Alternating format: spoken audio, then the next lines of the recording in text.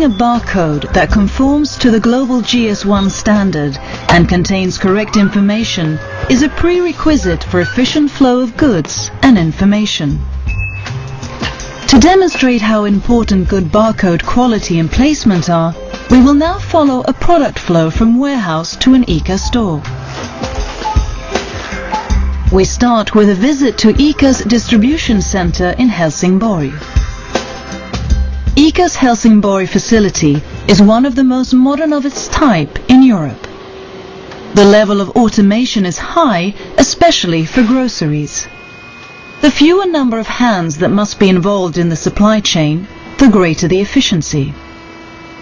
There is a lot that affects handling in a warehouse, but there are two areas where there is considerable potential to improve the flow. And it is in the interest of everybody in the distribution chain out to the store that the flow is as efficient as possible. This is about the labels and the pallets that arrive at the Helsingborg warehouse. Let's begin by looking at the labels. Pallets of goods arriving at the warehouse are scanned automatically. But in most cases, automatic scanning does not work because the label with the barcode is incorrectly placed.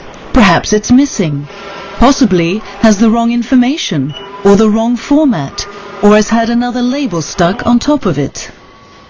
Those pallets that are rejected by automatic scanning have to be scanned manually in order to get into the warehouse. Every time this happens, capacity is reduced.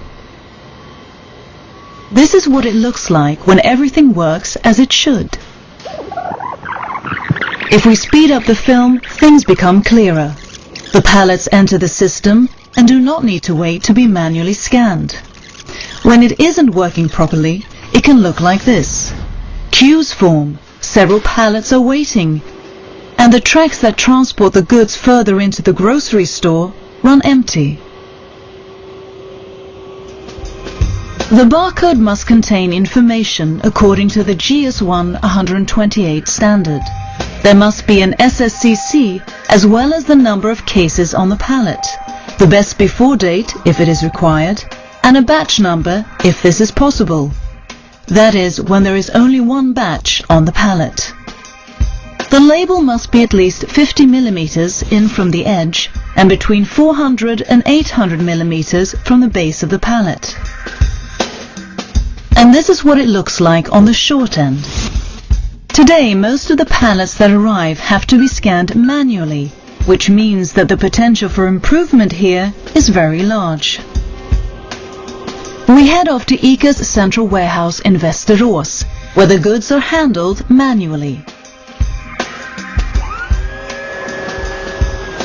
The cases are picked off the pallet and scanned to ensure that the right products are delivered to the right ICA store. The staff scan the barcode and check that the package agrees with the order form from the store. The stock level is updated. The barcode must be easy to find and easy to scan. If the barcode does not work or if it's incorrectly placed, much time is wasted, and time is money. In addition, there is a risk that the case gets damaged if it must be opened in order to scan the barcode on a consumer package. This is another unnecessary cost, which can be avoided if the barcode is correct from the beginning.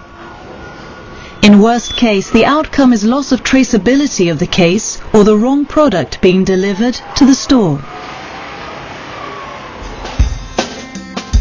The barcode on a case must contain information according to the GS1 128 standard. That is, GTIN, GS1's item number, best before date if required, and batch number where possible. When the goods arrive at the ICA store, the packages are scanned again and checked against the order to ensure that the right products in the right quantities have been delivered. When you as a consumer go shopping, you want it to be efficient and quick. You also want to come home with exactly the goods you plan to buy. When a barcode cannot be read at the checkout, more time is wasted. Barely 2% of all barcodes are unreadable, according to a Swedish study carried out in 3 Swedish retail stores where all items were scanned. A queue builds up. This is frustrating for the consumer, who might in the end decide not to buy the chosen product, or choose a competitive product in order to get to the checkout quicker, or use self-scanning. In the worst case, the poor barcode quality will perhaps result in the consumer leaving the store without paying for the product. For many consumers, getting the right information on the receipt is important. A correct barcode which is readable at the checkout ensures this. Since the barcodes follow GS1's standards, all actors in the value chain communicate in a consistent way, and all information can be used correctly by everybody involved.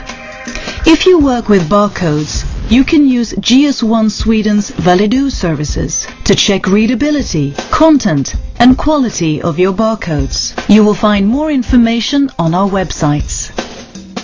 Correct barcodes create a win-win situation, and your company increases its business value through reduced manual work, efficient traceability of products, right goods to the right store, and correct sales reports for all goods scanned at the checkout.